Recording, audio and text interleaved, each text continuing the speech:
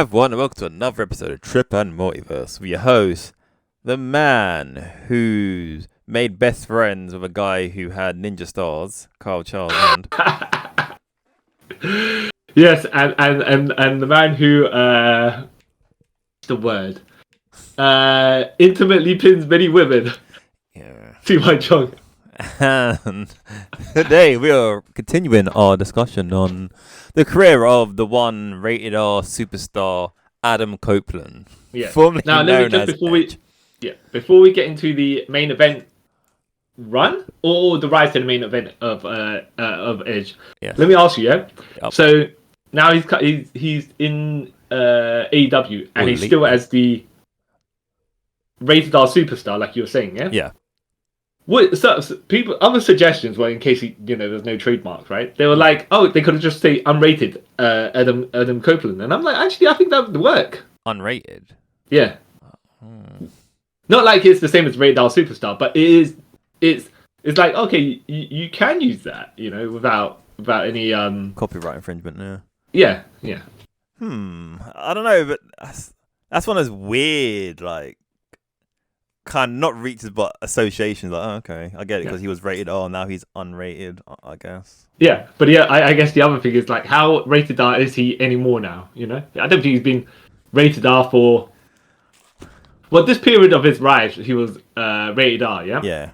And then I think afterwards, when he died down to the PG era. Yeah. I didn't get that either. But, yeah, and he's still the rated R, so I was like, okay. But then again, once you're branded, you can't really. It's just that he never pushed the envelope as far as when he did during this point of his career. Yeah. But yes, as continuing on the end of that, he had I want to say a slow level grind to get to the top tier, right? Because I think it was always. They were always going to, I said before, they're always going to do something with him, right? When they work out exactly how they portray him. Yeah. I think he helped himself a lot more in that. And I think personally, they probably would have pushed him a bit further and a little bit quicker if they didn't just happen to have other people in the time period that they also had were pushing. Like the rise of Cena, Batista, Randy Orton, and stuff like that. I think the main event scene was getting quite stuffed. I think they were just, had to find the right opportunity to get Edge in there, and something a bit more striking for him. To point the finger and say, yes, it's the guy. Yeah, and I think we left off just as he was towards the end of his last Intercontinental reign. Yeah. Yes. Just before the real life stuff started happening. Yeah. So, how do you want to... so... No, this is just... Okay. So, he wins Money in the Bank WrestleMania 21, Money in the Bank. Money in the Bank, yeah. Where he who shall not be named almost won, but then... Yeah. Mm-hmm. Yeah. And it seemed, and didn't he win a was it called the Gold Rush tournament or something like that as well, like around this period? That's wait. What was the story? Because then it might flash my memory back. I'm not sure about the story, but no. Okay, he finished. They did WrestleMania 21, and then as Triple H was still the champion, the World Heavyweight Champion. No, at that point, no. I get mixed up. By WrestleMania 21, what's his name? Batista was champion. Oh, okay, maybe I was thinking the year after then, maybe. Okay, there was a Gold Rush tournament. Do you remember it? Yeah. Not really. I'm trying to remember. Okay, do you remember when there was a triple kind of a triple threat where it was Triple H, he who shall not be named, and Edge? Maybe it was the year before then. Could have been. Yeah, and I think that's when they were starting to give Edge the more of the here's a new here comes a new main eventer, right? Yeah. Yeah, I just for some reason thought it was after he won main event, but maybe it was just before. Could be before, yeah. Yeah. And as what happens usually when you win Money in the Bank, because of booking, right? Yeah. You just start losing more and more for no reason. Yeah. A weird sort of thing. Yeah. But I think what it was that rescued him from this particular incident was his real life transgressions. Yeah. And in my opinion, I think this kind of gave him the push he needed to become a champion, as controversial as that sounds. Well, it definitely gave him the spotlight, negative or positive, you want to put it right, or whichever kind of heat that you think that he should have got. The funny thing, the most awkward thing about this is the victim, Matt Hardy, was the guy who got fired. Yeah. But go on. Really bad. I get why they fired him. Yeah, because he exposed the truth, right? Okay. In your, I say you give me in your opinion, like as the corporate company, because you're saying you get why they fired him. Why? Give me the explanation. This is my reason why I said I can't understand. All right, what happened was bad. He was the victim, but how he kind of went about publicizing it, it didn't look good for the company. So I think that's why they got rid of him. Some things like that you kind of keep under wraps, Well, yeah, I mean, we know all of, there's, we know all. I'm not saying he's right or wrong. I'm just saying we all know the backstories between Shawn Michaels and Sonny and Chris Candido and all that other stuff, right? Yeah. Melina, Batista, and all that. And Johnny Nitro, yeah. Yeah. So, yeah, the most straightforward thing would be just separate them, keep them on separate brands. Yeah. Just like when they tried to do with Paige and Abel Del Rio, but kind of, that didn't work out, right? No. I think because they got two brands at this point, the easiest and most straightforward thing to do is just keep any people that have beef with each other away from each other. Yeah. So it just looked like they favored Edge over Matt Hardy. Yeah. And let's be fair at this point, right? He was not broken Matt Hardy. Right? He was just Matt Hardy, who was of these group of ENC and the Hardy Boys. He was the lowest tier person on the totem pole. Right? Not to say I don't respect Matt Hardy, because I do, right? Yeah. But at that point, yeah. With like the only time he was super relevant was when he was broken Matt Hardy. Yeah.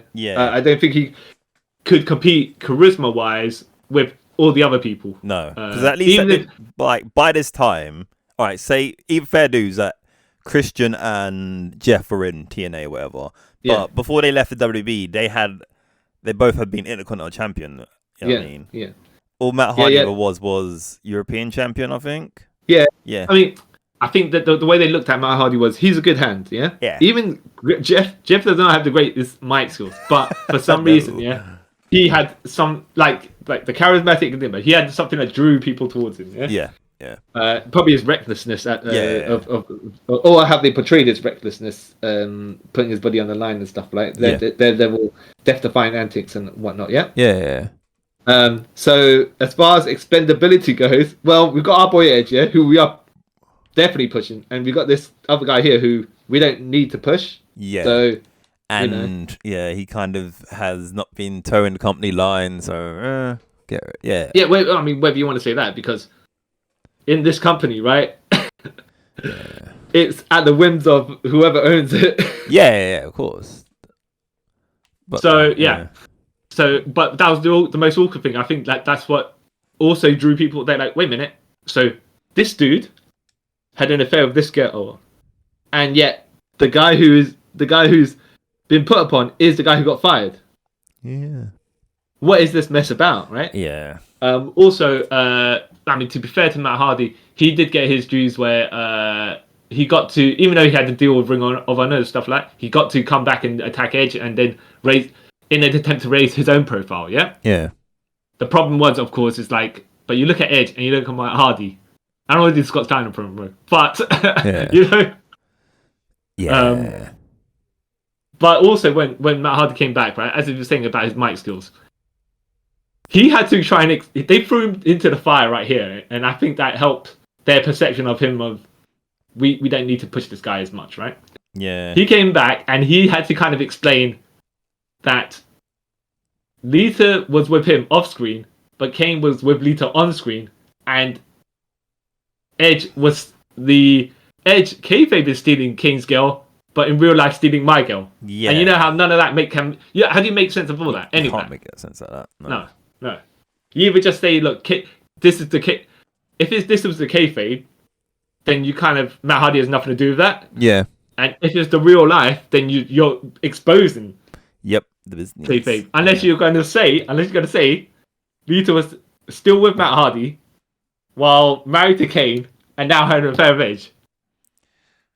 And at that point, they did not give her the crack hoe gimmick. Not the crack hoe, but how do we call it? The loose woman gimmick. Yes.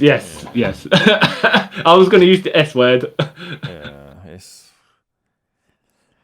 looking back. Is that? Yeah. I'm not gonna... And actually, I have to say, like, even though they were using a real life beef, you know that SummerSlam that Matt Hardy came back. Yeah. It was SummerSlam, wasn't it? Yeah, it was SummerSlam 2005. Yeah. They built the feud. And then when Matt Hardy came back, they had the match, and I was intrigued to watch it because it was like, how are they gonna handle the professionalism of this match? And because realistically speaking, it should have just been Matt Hardy coming in there and raging at Edge, and then just hitting him with everything, and then getting like whatever weapons, like, you know, it'd be like he disqualified for going overboard. I'm not saying Edge needs to cower in the corner and stuff like that, but you take the beating, and not take the beating, but you know, just be like, all right. So then the feud carries on. Whereas they decide to go the opposite way, where Matt Hardy, I think I don't know how, I can't remember how equal footing they were on the match, but I do remember, I believe it was Matt Hardy's doing the 10 punches on the turnbuckle with Edge, and then I think Edge grabs his trousers, pulls him upwards, and then drops him, like snake eyes him on the turnbuckle. Was it exposed at that point? No, it was. Or was it the ring post? It was ring post. Yeah. And then Matt Hardy's busting, bleeding, and then Edge is just going for the, you know. Yeah, booting him in the face and all that stuff. Yeah. And I was like, all right, this kind of. Quite so where are you going with that? You know, it's one thing if Despicable Heel Edge is beating Matt Hardy like that, and then Matt Hardy's trying to still fight through the blood loss, and then you get him over as a courageous underdog, or you know, he whatever, right? No, they didn't seem to do that either. I'm like, okay, are they just trying to tell us exactly where Matt Hardy is according to their ranks? You know, what? Do you think this? This feud definitely helped Edge, by the way, because by the time he got with Lita, he got the amount of hatred that he was meant to get, and even more because of real life shenanigans. Yeah, I think it propelled him to the upper tier echelon of the heels of that time period that they needed. Yeah, it did. Like I said, I personally think that this kind of gave him a reason. Like, you know what? This guy turned not even like a train wreck storyline, but like a messed up storyline, and spun it to like prove that he's like good on the mic and all that stuff like that. We should push this guy. Yeah. But do you think this entire feud? Well, okay. Let me just recap the two bits I remember from the feud. One was they had a steel cage match. Yeah. Which then Matt Hardy won by doing a top cage leg drop, and I'm thinking, oh my god, his tailbone. Yep, explains why. It's not worth it. It is not worth it. Yeah. And I think that's before he started having the gimmicky leg thing. You know, where. And then they had a loser leaves town match. Loser leaves Raw. Yeah. Yeah. And was it a ladder match? I can't remember. I think it's a contract ladder match, right? I think it was a contract ladder match, yeah. Because Matt Hardy got tied into the ropes. Lita then came in to hold him in the crucifix position, and Edge then grabbed the contract. I'm like, all right, fine. Yeah. Logically speaking, though, at this point, if Matt Hardy won the feud and Edge went off, then you've built someone else as well. But they weren't concerned with him. Nah, because after this, he went to SmackDown and he did pretty well on SmackDown because he became like US champion, tag team champion. He had that thing with what's his face, MVP. So it's not like they Bury. By the way, I'm not sure if you recall or know. So I think there was a bit where Undertaker was. There was something in a big brawl, some sort of brawl going around. I can't remember it, but they sent a whole bunch of jobbers out. Oh no, mid carders, whatever, right? For the Undertaker to chokeslam. Yeah. To separate the him that and his whoever. Survivor Series 2005. Randy Was Orton. it? Yeah. I can't remember. When I know is that this bit, he's going to chokeslam people, and then Matt Hardy, because he was in the middle of this storyline, was like, oh, well, it doesn't make sense to chokeslam me, does it? Right? And then so he got punished for that. Yeah. By getting, so they got Viscera to do the Visagra move on him. Later on, somewhere too, you know what the Visagra is, yeah? Yeah. Yeah, where he jolts up and down on your spine, on your lower back, right? Yeah. Which looks very implications wise, yes. Yeah. Yeah. So apparently he got punished for that, but I don't know if that's true or not. I'm just saying that's what I read. Yeah. So do you think any of this actually? So a lot of this helped Edge, as we are in agreement there. Did you think any of this? What did you think it did to Matt Hardy? Did you think it helped him elevate him, or did you think he just stayed in position as he left, or did he just was he? I feel like it elevated him. Yeah, you think it helped him somewhat? Yeah, because like I said, he went on to be like multi-time United States champion. He had that. I have to say, I mean, I do agree with you in some ways, and I don't agree with you some others. I think it gave him a bit more babyface sympathy. Whether they're going to use that in a good way to give him a push, well, whether they were capable of what's it called? The momentum? Riding that momentum? Yeah. I don't know. Right? But yeah. But to be fair, in all honesty, could you see Matt Hardy being a main eventer? No, that's what. See, so no, I'm 100% not disagreeing with you with that, right? I'm just saying they could have used it to elevate him into the upper mid card, even. Well, at this point, he already was upper mid card. So. Was he? Yeah. Was he? Yeah, because if you have that feud with Kane, where Kane stole his wife and stuff like that. I don't know about that. That's the upper mid card. I think that's. Well, it's not low mid card, because then if it's low mid card, he wouldn't be messing with Kane, would he? Yeah, I said mid card. I'll say upper mid card. I'm just joking there, by the way. But yes, and am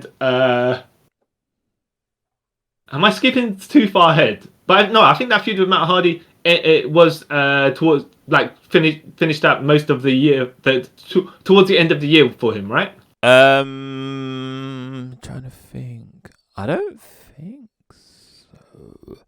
Because he went from that, went to SmackDown. Trying to think. No, actually, wait. Because I was going to say that, I mean, you can fill it in if I don't remember, right? But I was going to say the next thing I remember of Edge is him feuding with Ric Flair, and then me and my friends talking about, what's he going like the road rage incident. Ric Flair has some sort of road rage incident, yeah? whether like the exact incidents are unknown, yeah? Yeah. Exact details. But people were just joking out, but whatever. Ric Flair pulls the driver out of the car and gives him chops and woos because he's Ric Flair and does the strut, yeah? Yeah. And Edge does the parody of it. Yeah. And we're like, yeah, exactly, because that's what we all assume Ric Flair would do, right? Not that in real life he would do it, but the Ric Flair character, you know? And I was like watching Edge, and I was like, Edge, yes, you are making a fool of yourself, but in the way that I respect you making a fool of yourself. You're going all in. Even though you would say, I don't know if a main eventer caliber person would do stuff to that level, right? But I think at this point, I think they were thinking they were trying to make Edge. You think about Edge in a certain way. So when he cashed in his Money in the Bank contract on the same event, right? Yeah. You wouldn't. It would be a surprise. Yeah. Did he catch it in that same event? Yeah, New Year's Revolution. Yeah. Oh, because he had a match with at the beginning. Yeah. Which then, like, okay, so as we know, John Cena won his Elimination Chamber, and then You Think You Know Me plays. Edge comes out. Yep. Two spears. Yep. Yeah, on a bleeding John Cena who he just went through like I want to say 45-minute long match. Well, no. Here's the thing. That's what they say, right? But was he? That's he didn't go in at number 1, did he? No. That's the thing. Yeah. The way the commentary played it, like, yeah, he was in there for 45 minutes, blah blah blah. And it's like, no, he wasn't. He was in a match that lasted half an hour. Yeah. Where he was in that match. You know, I don't know. I can't remember if he was when he came in, right? But even if you say he was in the beginning of the match, right? He didn't wrestle 45 minutes. No. But yes, so Edge spear wins the title, and I was like, at this point, by the way, the way they booked him, and he just had an Intercontinental title match with Ric Flair, I was like, okay, I'm not 100% sure on this, especially the way he won it. Yeah. Right. But let's see how it, like, you know, he establishes himself. Yeah. And then he goes and loses his title 3 weeks later at the Royal Rumble. Like. Yeah, that was the underwhelming part for me. I was like, oh, yeah. I was like, so you had a guy that you put there, right? And you got him there. You got him to a main event spot. Yeah. And you just make him lose the title right away. Well, you know, not right away, but essentially, you're saying, is it a failed experiment? What was your end game here? I don't get what's going on here. You know, at least like when you say whether Evil deserved the New Japan, the IWGP title. At least he had it for a while. Whether you say it's a failed experiment or not, you know. I thought, not gonna go long thing about Evil. I just feel like that was we're back from COVID. Here's a shock to the system sort of thing, which went nowhere. I know. I'm going to divert slightly as well. I'm going to ask you about one other title reign, which was like an on-off one, which kind of made sense, but didn't make sense as well, right? Not to like the level of this, yeah. Yeah. So when Chris Sabin won the title from Buddy Ray, in TNA, yeah, and then I think a month later or something like that, he lost it. Yeah, a month later, but I think realistically, he was like taping wise 2 weeks later. Or whatever. Yeah. I didn't like that either. I'm like, give the guy a chance, you know, to do. I personally think they shouldn't have gave it to him. To be honest, like, okay, kind of. Okay. But would you be in agreement with me that if they went as they did give it to him, give him a bit of time? Like, I'm going to say, if it was in a different situation, because I was in the middle of that whole Ace and Eights storyline. Yes, that is true. It's they kind need of to get pointless. the title back on Bubba Ray so AJ could take it. More than that, it was kind of like... So in this middle of the story, who Saban's had nothing to do with at this point. Yeah. To win the title, just to lose it back. Yeah. It was like, that was... Okay. It's one of the things that I mean, I like Chris Sabin, but I'm just saying. So do I. I just thought. If you were going to continue that story, then might as well just not give him in the first place. Same with this, with Edge. You know, if you were just going to take it off him, why cash it in at that point? Yeah. Have him win later, where you can have a more extended title reign. You know? He still had that briefcase for like another 6 months at this point. Yeah, and it's not as if it was even a transitional title win to put it on someone else. No. It's like the guy who won it won it back from him. Yeah. Okay, it's not as if he was going to lose it to another babyface, then that person rises to the top. Look, I'm going to throw it out there. I'm not going to say that's the situation, right? But if another face, if to make sense of this, if you lost to Matt Hardy, for example, right? If they were pushing Matt Hardy, then at least you can say, okay, fine, that was to give the person who was previously in the blood feud with a bit of a rub. Okay? Yeah, exactly. Yeah. But, or even Jeff Hardy, if Jeff Hardy was around, like, oh yeah, my brother, I did it for my brother because you banished him from the whatever, yeah. Even though, like you say, he wasn't in WWF at this time. At least that at least that could have made sense. Like even that, even him, them two, even if he's gonna sound really weird, lost it to Ric Flair or something. You know what I mean? At least that kind of makes sense. Yeah. So I didn't think this quick title reign helped Edge as far as progression was concerned. No. Right?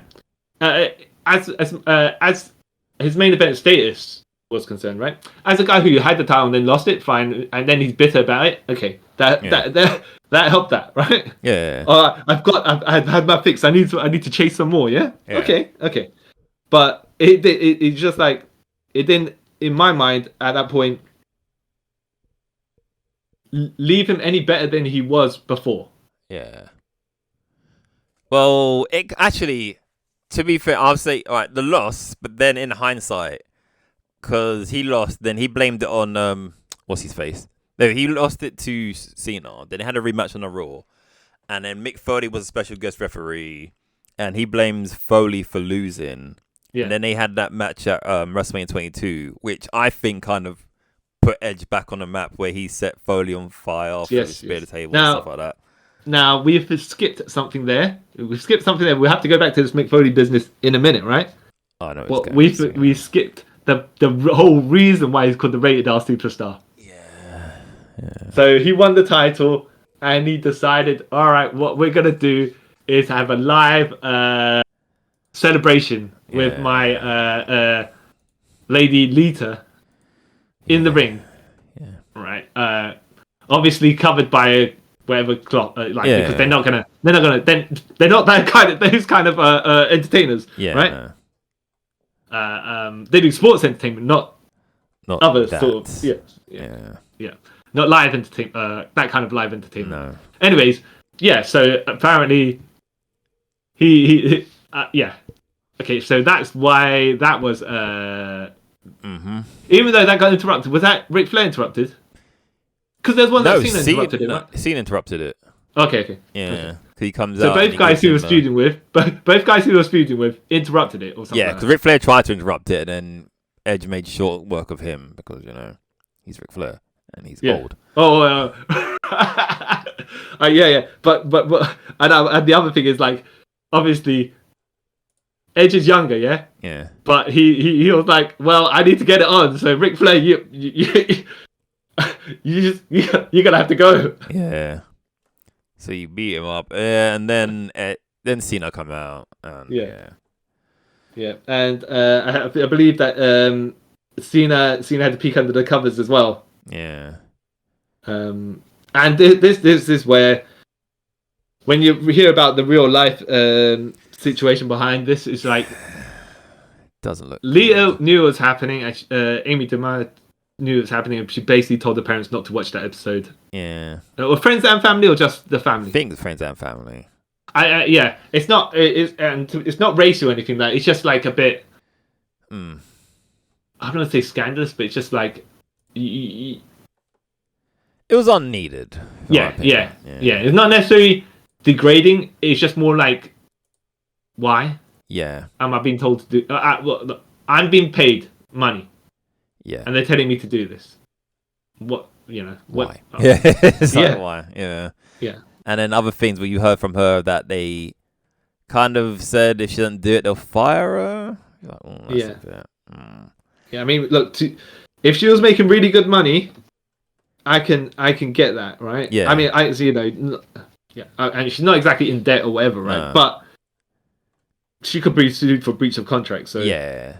So it's like, not to go that far, but it's just one of those things where if you decide not to do it, they've always got that. Yeah, exactly. So like, you just put your contract. So yeah, exactly. So it's just like, okay, look, if it's going to be done, it's going to be done. Whether you, it's just like it's a bit toxic, isn't it? Yeah, pretty much. Yeah, it's like, about steroids. Yeah, you don't need to do them, but it might help your career. Yeah, it might help your career to gain more mass. Yeah. ... And then the implications are up to you.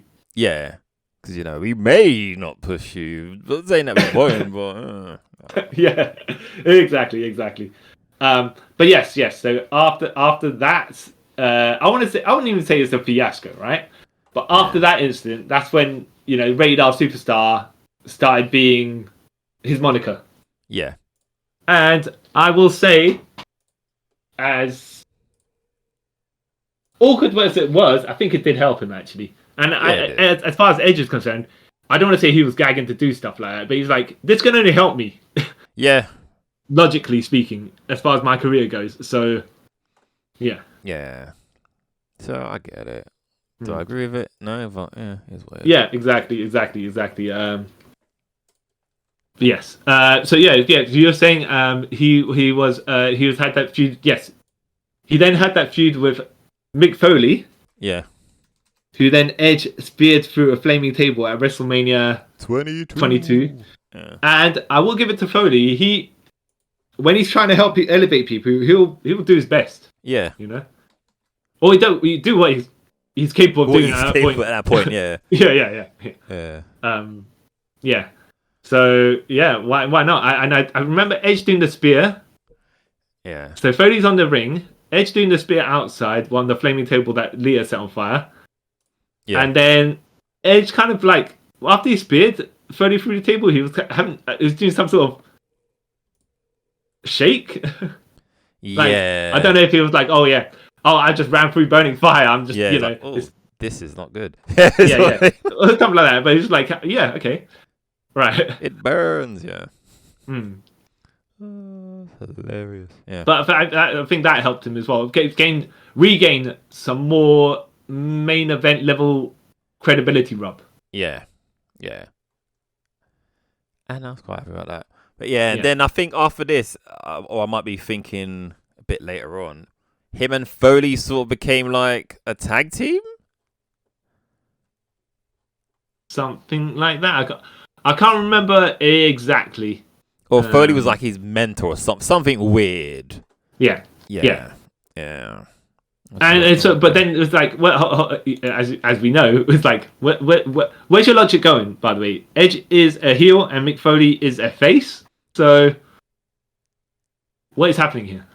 Yeah, I remember now. Yeah, because they kind of joined forces for ECW One Night Stand, and Edge, Foley, and Lita beat Terry Funk, Boone McGillicuddy, and Tommy Dreamer. Yeah. So Foley turned heel. Yeah. Yeah. Okay. Yeah. Wait, hon. Is that the one where he does that really awkward pin on Beulah McGillicuddy? I believe so. Yeah. That's the one where he pulls her up. Yeah. Legs folded, and then he does press ups with the 3 count. Yeah. That's nice as well. That's the one, yeah. Just checking. Yeah. And that's the Rhea Ripley pin, right? Yeah, basically, yeah. So, but yes, look, he good on him, raising his despicability levels. Yeah, right. Yeah, it's like, oh, cool. Yeah. And I think this is where Rob Van Dam. Yeah, who won Money in the Bank at WrestleMania 2022. Wait, WrestleMania 2022. WrestleMania 22. Yeah. Yeah. And he says, "Hey guys, I'm gonna cash in my Money in the Bank for a WWE title shot at ECW One Night Stand against Jonathan Cena." Like, Jonathan Anthony Felix Senior Jr. Yeah. Oh, okay. Cool. This should be a fun match. So yeah, match happened. Yes, the crowd reactions, by the way. Yeah. Crowd reactions, great stuff. Yeah. Van Dam was the hometown hero, and John Cena, even though he's a white meat babyface, he got booed so hard. Yeah. Incredible. You boo me? Yeah. This is where he was throwing his t-shirts, and he threw it back at him, and then he spat the t-shirts, spat in the t-shirt and threw it back at John Cena. And he played along with everything, so good on him. Yeah, he knew exactly what he was walking into. Yeah. And he didn't turn heel, right? No. But he was healing on the crowd, even though the crowd were the heels, and he was the babyface. Yeah. It was so weird, but awesome at the same time. Yeah. So when John thinks he's gonna win, a master man comes out. Well, a motorbike helmet man comes out, spears him through a table. Then he takes off the helmet, and it's the rated R superstar Adam Copeland. Yeah. Yeah. So then RVD wins the title. Yeah. And they chant "Thank you, Edge," which is like, okay, great. And then Paul Heyman comes out, like the referee's been knocked out, so Yeah. Paul Heyman comes out and Paul Heyman does the 3 count, right? Yeah. Rob. You're like, oh. And somehow magically, Rob Van Dam also gains the ECW title on top of this. Yeah. All right. Sure. You know. I guess. Okay. Oh. Yeah, if you say so. Yeah. You know. And then they say to Rob, "Okay, so are you? What's with the like?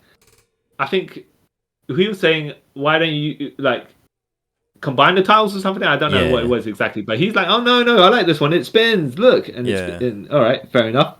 Then they go, oh yeah, by the way, we're restarting ECW. Okay, what? Yeah, and then the other thing is because Rob Van Dam got done for having spliff. Yeah.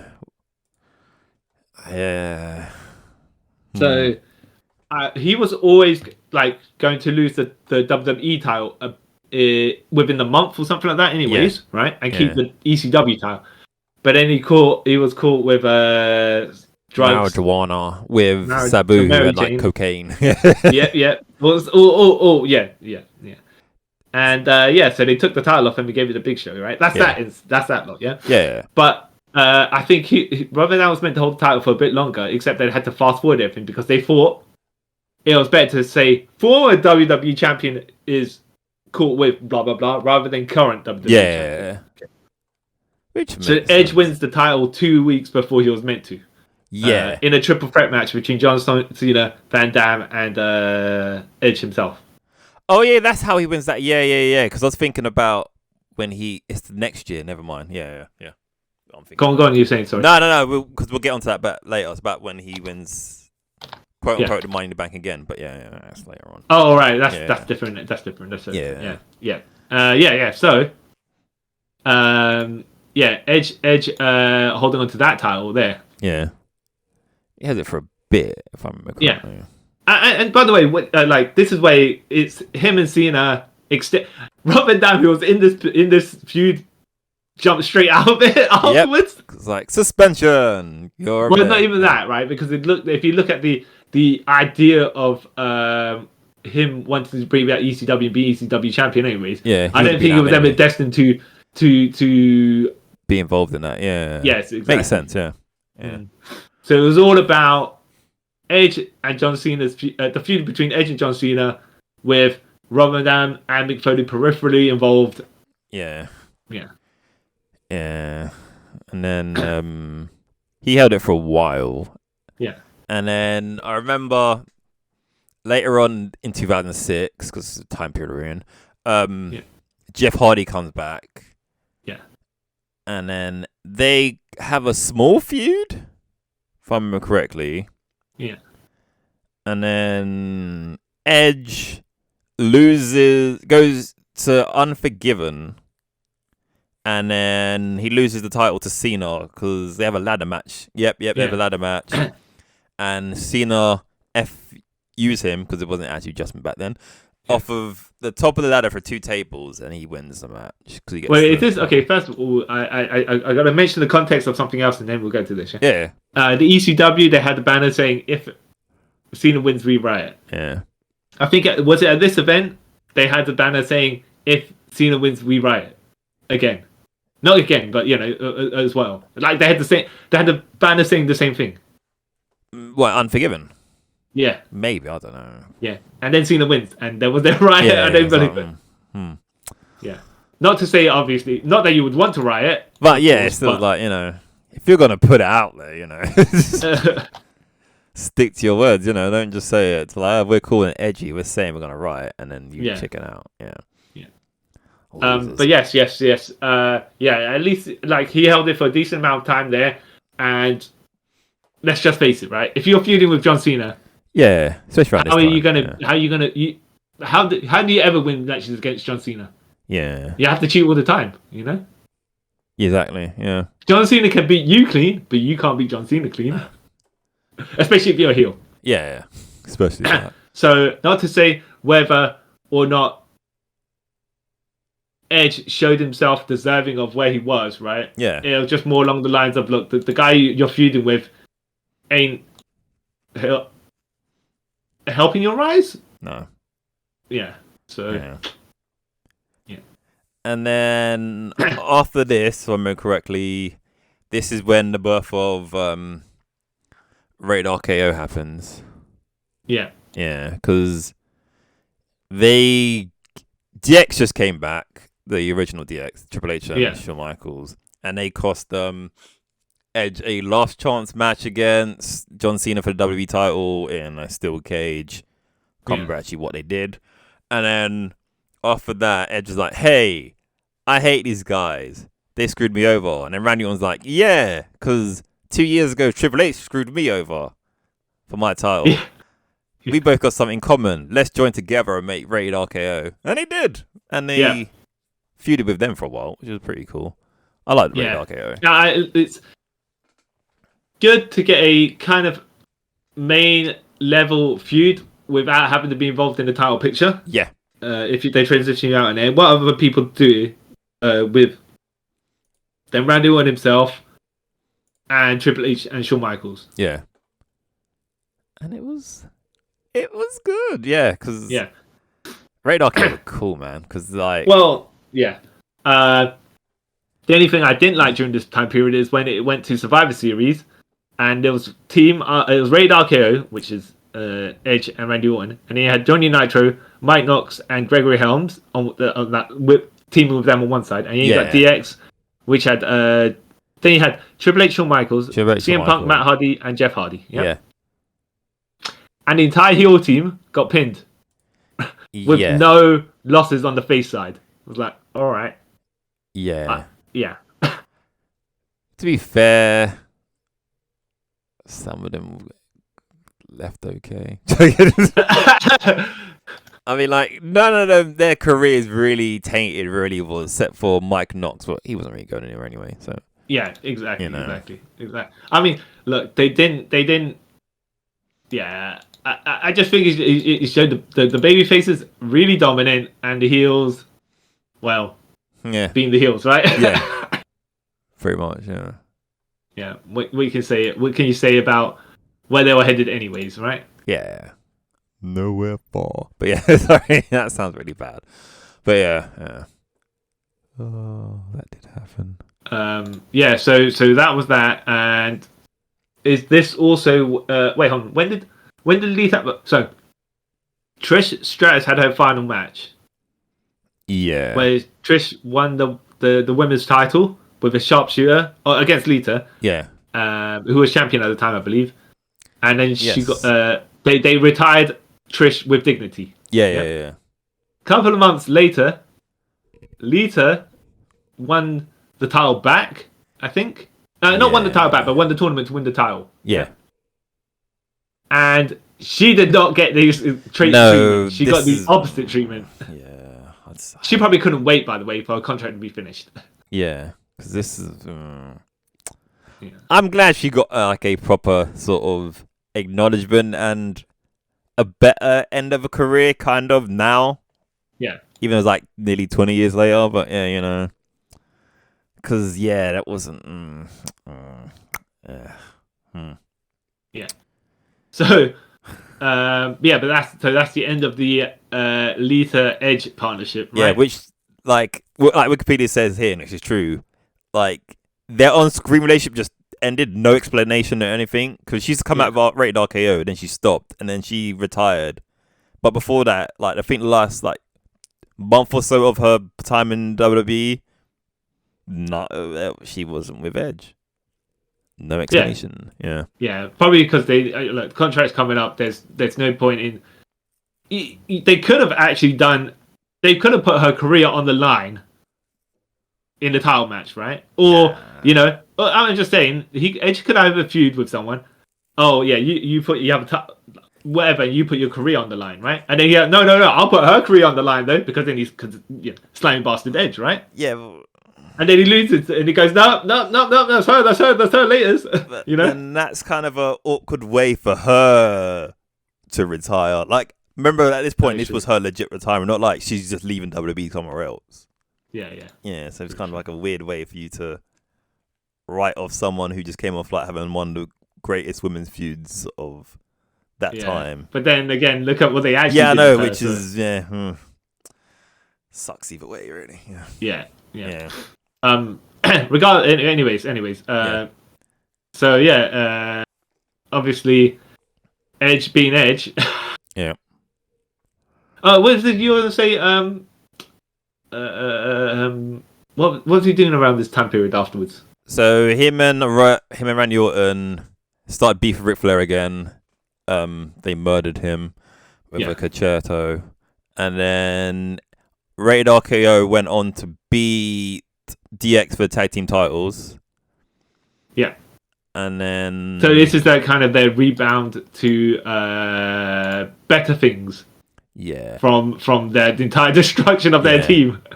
Because, they defended the titles. I think they was meant to lose the match or something, but this is the match where Triple H got injured. Oh, yeah. Oh, by the way, I don't know if you've seen the clip, right? But Randy Orton could tell something went wrong. Yeah. So he runs in there with a chair. Yeah. Go and hit Triple H, except that then he just suddenly ducks out of the ring with the chair before hitting the I'm like, you should have just hit him then in that case and done the disqualification and got the match thrown out. Yeah. But I think because I remember I saw something he was talking about this. Yeah. And I think he went to do it and Hunter said, "No, let's just finish the match." Okay. And then it carried on a bit. Were the faces, were they meant to win it, or what was it? Because if the faces weren't going to win it anyways, it doesn't matter if it was disqualification or not, right? I don't know. And I do believe at the end of this match, Shawn Michaels went ham on Randy Orton and Edge anyways, right? Destroyed them with chairs. So he rescued it, the thing we take. Yeah. So I think there's going to be something else at the end of the match. So I think that bit with Shawn Michaels improvised all that bit. Yeah. Which is good on him, by the way. Which is good on him, right? Safely hitting everyone in a rage. Yeah. While making it up on the spot. Yeah.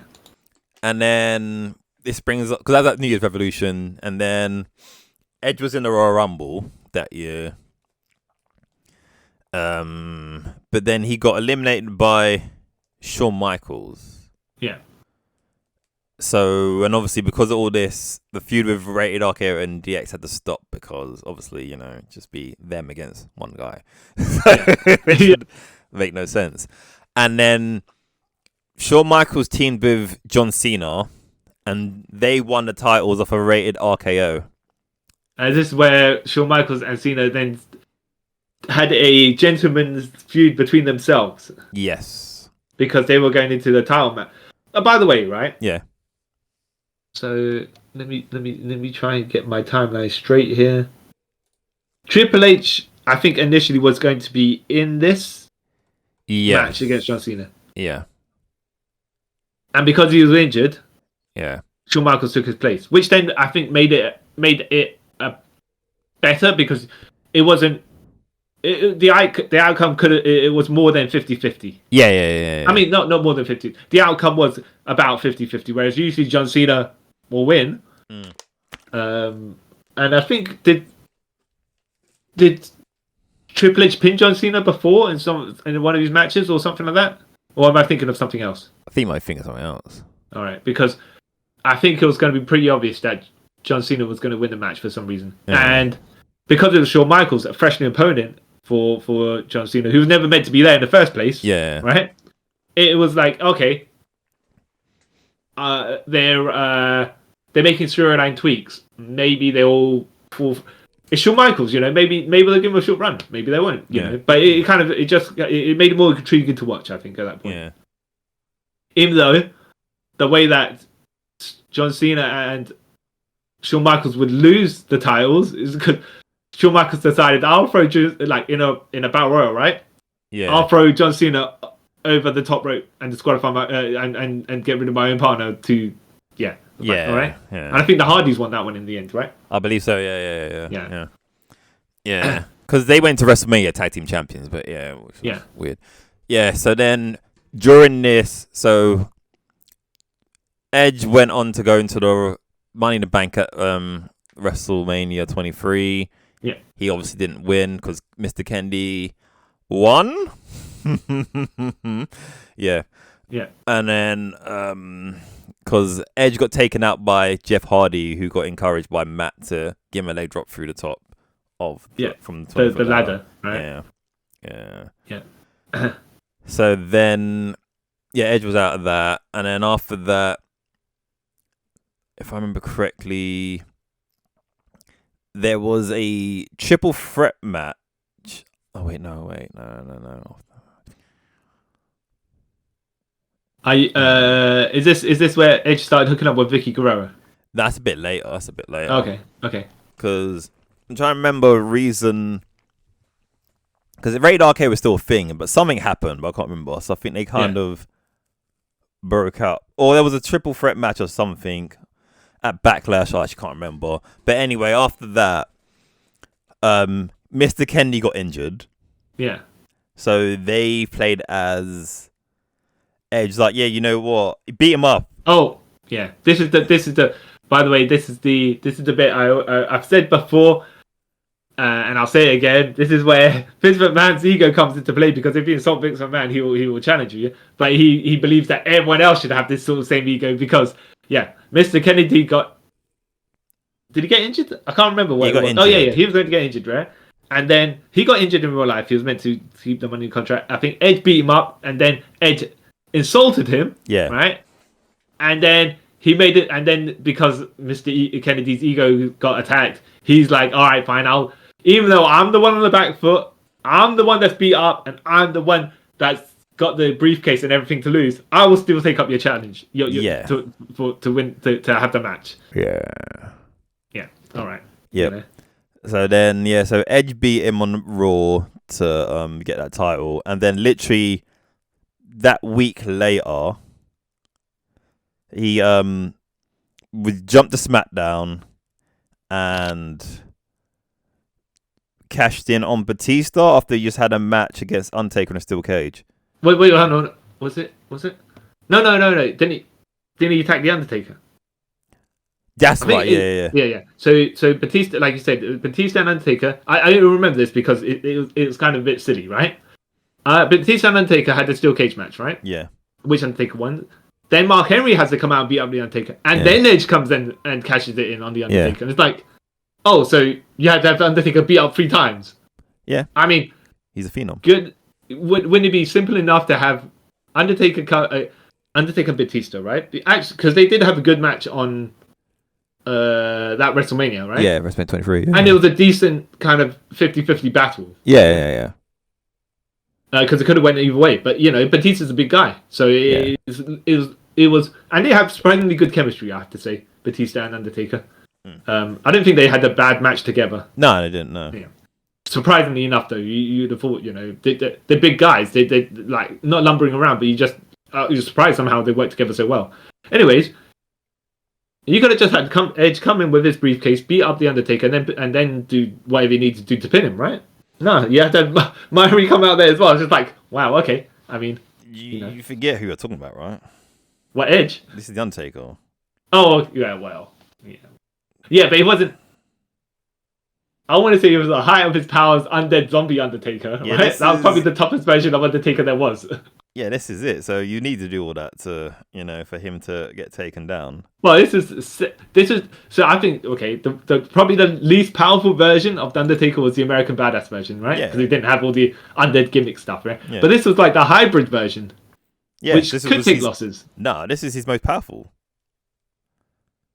Okay, I'd say I think the Western Mortician undead version was more powerful than this one. But you're talking about the what do we call him? The resurrected dead man? I don't know. I'll call this era the Phenom era because that's what it was spoke about. He was the Phenom, blah blah blah. Yeah. Mm-hmm. Yeah, to me this was the most powerful one because this is when he's been champion X amount of times. Like, okay. So I would say he kind of needs that sort of that. Well, you could. Yeah, I mean, look, there's ways to go about it, but it's just like I remember it because it's like, oh, he got beat up, and then he got beat up, and then he got beat. All right, okay. Yeah. I mean, what was Mark Henry had to do with anything? But because he was feuding with Undertaker. Okay. Yeah. Maybe I was. Maybe I slipped my mind at the time. See. I mean, not at the time, but during like way later on. Yeah. And Yeah, so he cashed in on Undertaker, became World Yeah. Heavyweight Champion. So he went from Raw to SmackDown. Yeah. And And then then he found his new lady to get with, right? Vicky Guerrero. Or am I still jumping forward ahead of you? just a tiny bit, yeah. Okay, go on. Because then he has a feud with Batista for a bit, and he beats Batista a couple of times. And then All with shenanigans, by the way. yeah.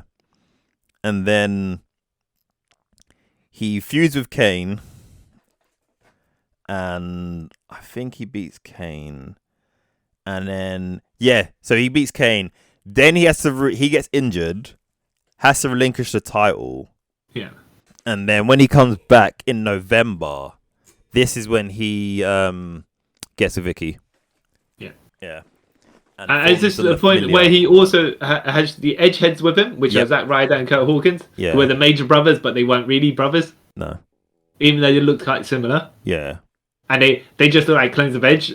Yep, because they had the fake tattoos. Have you ever seen Scott Pilgrim versus the World? Yeah. Yeah. So, if Edge was Chris Evans, these are Chris Evans' stuntmen. Yep. Yeah. This was it. Yeah. They should have done that, by the way. When you find Edge, yeah, all of a sudden they're at the ringside, so you don't know you find three versions of Edge. Like, oh no. he did the what's it called? The moving Dragon Ball. Oh, Triforce technique. Is it Triforce? No, not that one. The one where you have Wally West that does it in the Flash. The Spin damn it. Sorry? What, Speed Mirage. Yeah. Yeah, exactly. But hilarious, right? Yeah. Hall of Mirrors Edge. Yep. Surprised he didn't do it. Yeah. So this when he becomes a egomaniac and everything. Yeah. So basically, the whole time Vicky's sort of getting him out of trouble and stuff like that. Because I remember one match he had with Undertaker where the Tombstone was banned. Yeah. Yeah. Wait,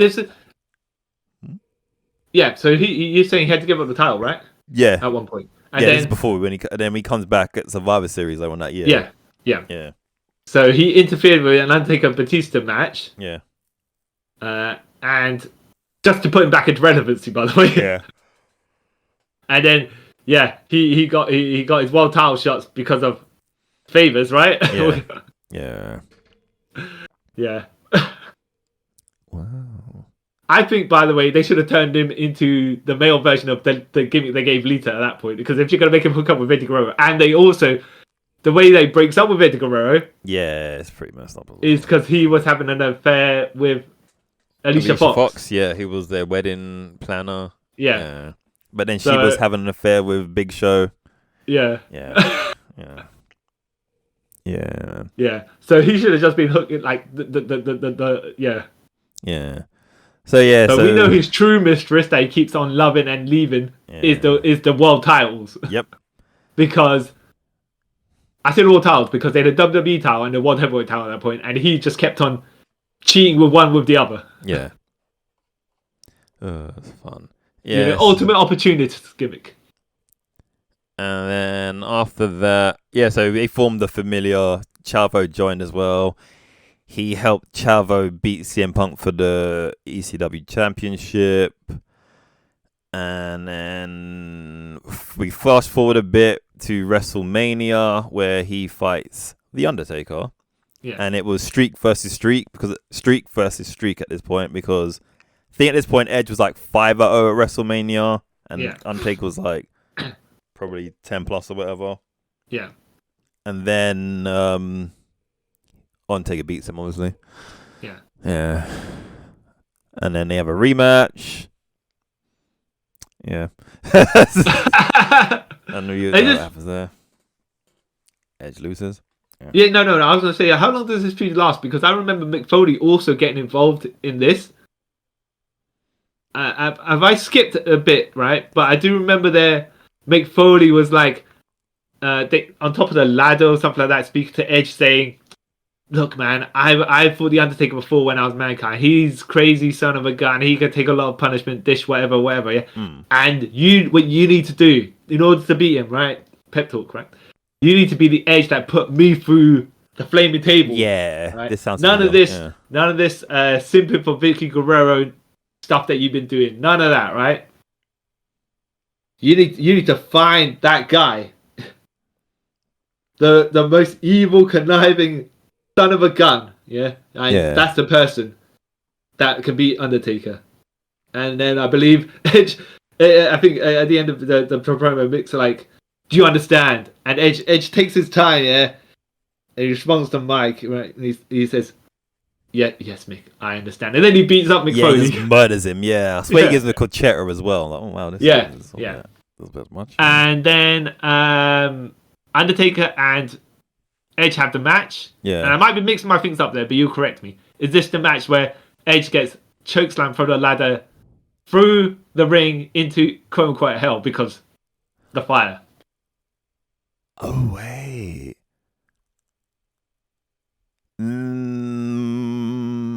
Or if I skipped ahead? I think you skipped ahead. I think that's because I remember that being at a SummerSlam.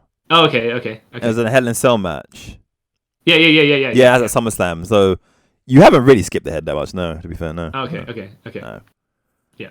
Because nothing really much happens between then and between that. Like he fused with Batista a bit more.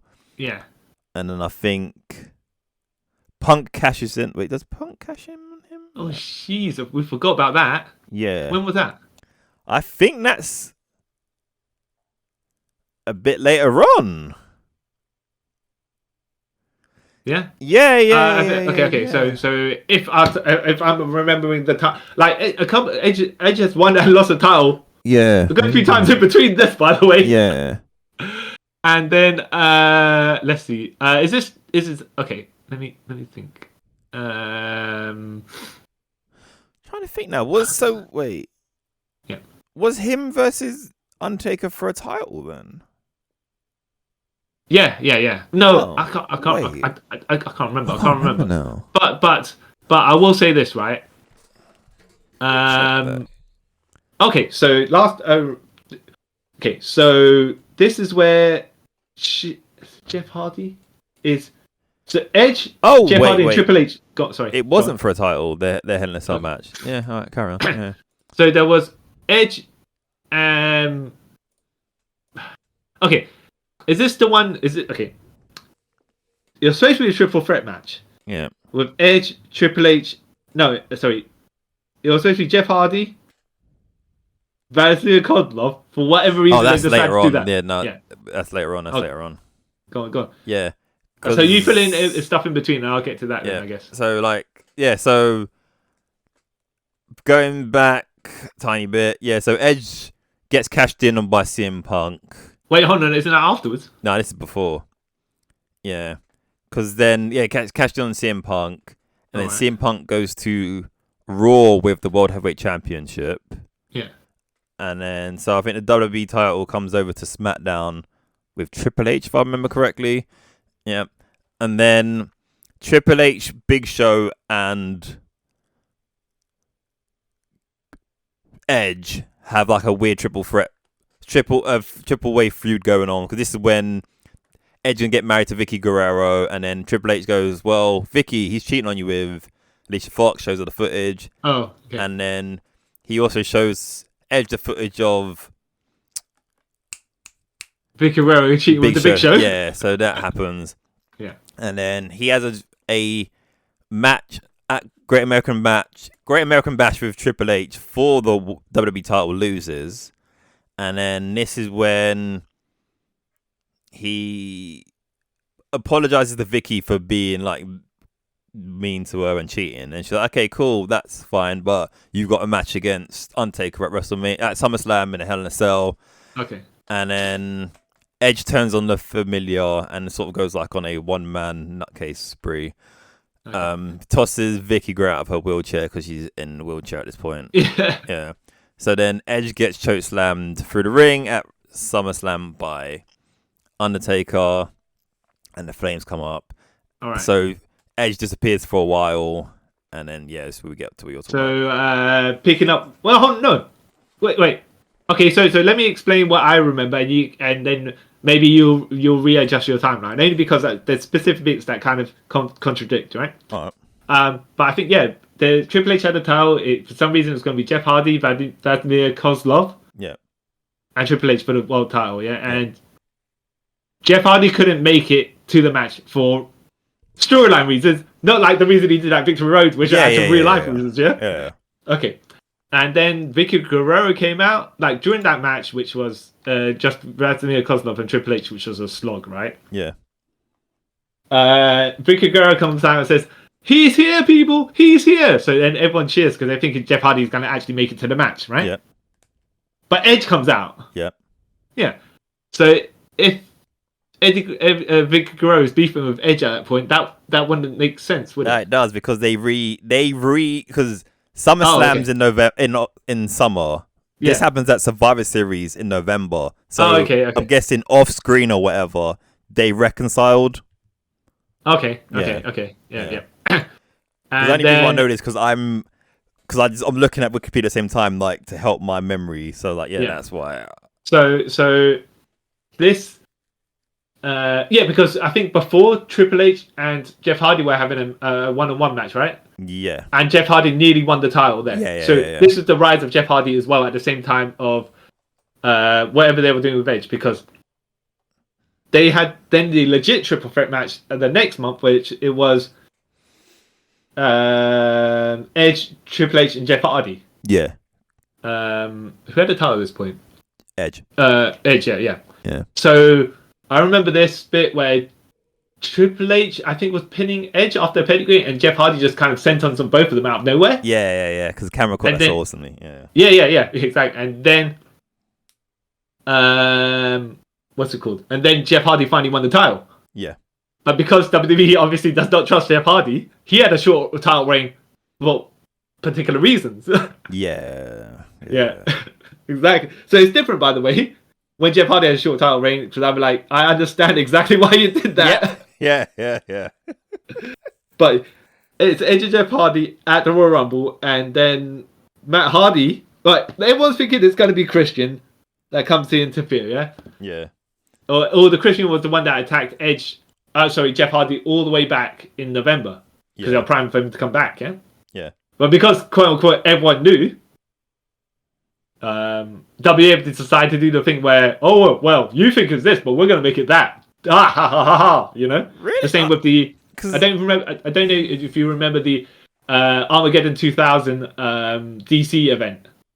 Yeah, with Monarch and who was Captain Atom, but because people worked it out, they're like, no, actually, it's Hawk. It's Hawk, like, who makes no was cleared as a suspect way early in the storyline, but whatever, right? Yeah. So Matt Hardy went to help Jeff Hardy win to defend the title, whatever. Concerto, I don't know, can't remember exactly that. But then he deliberately then hit Jeff Hardy. Yeah. So Edge could win. Even though, as we know, Matt Hardy and Edge were having had their beef, so there's no reason for that to make sense. Yeah. Unless you're going to say he hates his brother more than he hates the guy who had an affair with his lady. Well, when Matt did the promo saying why he did it, I was like, you know what? I can see why he did it. You know, you always had to look out for your brother because he's a liability to himself, and because you're his older brother, it's kind of falls upon you. So yeah, I get it, but you couldn't say, oh, by the way, I was just jealous because he was getting the push, and he was the guy who was always he was the guy always doing the crazy stuff, right? That was hurting himself and me. So he did not deserve the spot he was in. Yeah. You know, you could have just run it like that. Even though Matt Hardy, by the way, had the match with Jeff Hardy at WrestleMania, and won. I really don't think it helped actually elevate Matt Hardy. It didn't help him, does it? No. Anyways, so Edge won the title there. Yeah. And then he went into the Elimination Chamber, the pay-per-view in because this is in January, and the pay-per-view in February is No Way Out, right? Yeah. Which had 2 Elimination Chamber matches. Okay. Yeah. So Edge had the World Heavyweight title here. Oh, this is awesome. Yeah. Yeah. So at the beginning of his Elimination Chamber match, he gets eliminated straight up. Yeah, right? And his face is like before the first chamber opens. Yeah. So that's in 5 minutes. Yeah, the WWE champion at the time got pinned. It got a big pop because they're like, well, okay, we know we're going to come out this event with a new champion. Yeah. Oh, this particular match, anyways. Yeah. Yeah. And like you're saying, go on. Sorry. He was like, it's just his face is like, wait, what? No, this couldn't happen to me. And it's by Jeff Hardy, and then Edge. Then I think if Triple H is in the chamber laughing as well, like, ha ha ha. But why not? Of course, right? Yeah. You got to sell it. You got to sell it for the shot that comes later on. Yeah. So then he gets carried out by like the referees because he's trying to like protest.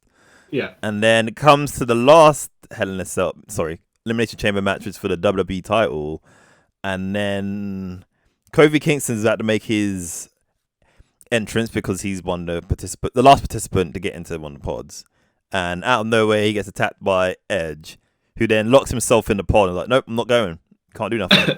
Nope. Yeah. The show's ready running late as it is. You can't get me out. So like, okay. I mean, it's just one of those things where you're like, literally, can I attack someone and take their place in the match? Yeah. Well. Yeah. Oh, okay. Fine. I mean, apparently, right? Yeah. I mean, I'm not supposed to be here, but if that's how things work in this sports entertainment company, then why not? Yeah, he probably read the contract for that. No one's actually signed this, so yeah. Like, huh? If there was an explanation, by the way, if there was some explanation of how he did it, but you know how it is, right? They just allow it, right? They explain nothing. Yeah. But apparently, yeah. But anyways, as you're saying, yeah, he then wins the title. Yep. And then I think the next night on SmackDown or wherever it is, not next night, but the next show, Which he said, sorry, which is no, the next live event. Well, not live pay-per-view, but like, was he on SmackDown at the time? He would have been, but then because he won WWE title, he'll go to Raw. Yeah. Wherever he was on for the title, he was gloating like, I am like Jesus turned wine into water. I turned the World Heavyweight Championship to the WWE Championship. Yeah. I'm like, all right. I mean, yeah, okay. You're not wrong. Yeah. Yeah. But then he lost the title to John Cena at WrestleMania, which I'm like, which had the triple threat with the Big Show. Which John Cena, he had Big Show on his shoulders, and he also had Edge on his shoulders. Yeah. At the same time with the attitude adjustment, which Edge scarpered off the back before he got flipped because he would have died. Yeah, he would have got crushed. If it was the other way round, where either way he would have got crushed. No. Well, I think that the thing is, you can't launch if it was Edge and then Big Show on top of that. How do you do that? The tip. Yeah. Anyways, Edge loses the title here. Yep.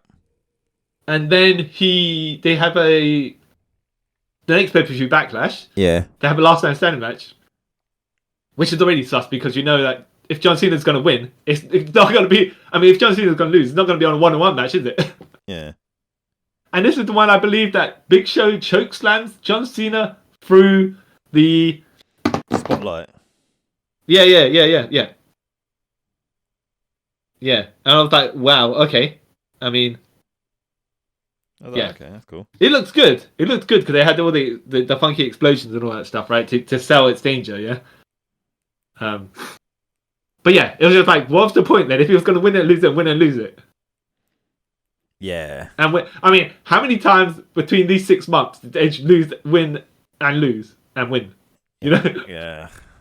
Way too much, but I was okay with it. But yeah, as I'm an Edge fan, so yeah, and then this is where he loses to Jeff Hardy in a ladder match. He gets tied up in the ladder, right? Because Jeff Hardy pulls him through. Yeah. And then CM Punk cashes on Jeff Hardy the second time because still they can't trust Jeff Hardy. Yeah. Yeah, because doesn't Jeff Hardy win the World Heavyweight title? Yeah. And then Punk cashes in on him. Yeah. But and then they have then their feud continues, but Jeff Hardy wins the title and he doesn't even win it that long before Punk wins it back. But you know, that's more of a Jeff Hardy thing. Yeah. Oh. Yeah. So and where are we at this point in his career? Near the end. I have to say, by the way, this retrospective of that point of his career has gone longer than the entire before. And I'm thinking we might have to do his last bit in another episode. Oh, you reckon? Yeah. Okay. We'll cut it off there. Nah, like Yes, if we cut off here, it's really bad. We can do literally the last bit of his career before he comes back to get the last bit of his career, and then when he comes back all in one. Yeah. Oh yeah, all right. Yeah. Well, who knew? But there was gonna be 3 parts of this guy's career. But I guess what it was like, I know we do 2 parts in some other people's careers, but the amount of times that he's won and lost, yeah, the titles, as well as the feuds and the pushes that he's been given and stuff like that. Not taking the chances, right? I'm not, but he's been quite a lot. He's been very relevant. He's done a lot. Yeah, like someone I heard on another podcast time ago said, Edge done really cool things, and like go back at now, like he's actually done nearly. He's been involved like so much. Yeah, even if it's like somehow related to other people as well. Like okay, like he had a huge part when you think about it in the rise of like Jeff Hardy and CM Punk and what I mean. It's like he's done a lot. So just to tail off at that point, by the way. I do believe he gets injured and he's out until Royal Rumble 2010 anyways, yeah? Yes, that is correct. Okay, so we'll pick up from there. Yeah. Actually, which leaves only about a year of his career, by the way, at this point. Oh, so then, right, let me quickly just close up the end of 2009. No, because then we can just... because then we can attach this to the next 3 years of his career. Yeah. Otherwise, we're going to be very short and very... I feel we could run very short. Yeah, that is true. Yes. Okay. Yes. Okay. Yes. So for thanks for listening to this episode of Trip Around the Multiverse. We talk about the middle part of Edge's career. Yeah. With the man who has stunt versions of himself that he actually never used. Not like Damien Sandow stunt people, but the Edge clones, the Edge mirror mirages, the Edge. Wherever they are, the Edge heads, Edge heads. See my Chong? He's full-grown children. yeah. And the man who will goat you into giving me something that I want by calling you a chicken, Kyle Charles. I could use another word, but it's not very PC. And thank you, see what I said, for listening to us talk about the second part of Edge's. I say second part, the middle part of Edge's career. The main event, title push and run. Yeah, where he became the rated R super. He's a rated R era. Yeah. Which is the era before the new rated R era. Marketing is stupid. Yeah. So, was you a fan of Edge at this part, or was you like some people I knew didn't like Edge at this part of his career for some weird reason? And you can let us know in the comment section down below if you are watching this on YouTube. If you listen to this on the podcasting apps, you may leave us a tweet or a Instagram message, and you can find our Instagram and Twitter handles in the description part. And don't forget to like, share, and subscribe. Sub to us on YouTube because lots of cool stuff going there. Also, don't forget to give us a 5-star review, or even just a review in general on any podcasting thing you're listening to. Let us know, and we can be happy about it. But then until next time, guys, I'd like to until next time, guys, I'd like to thank you. Take a trip with us around the multiverse. Bye. Bye.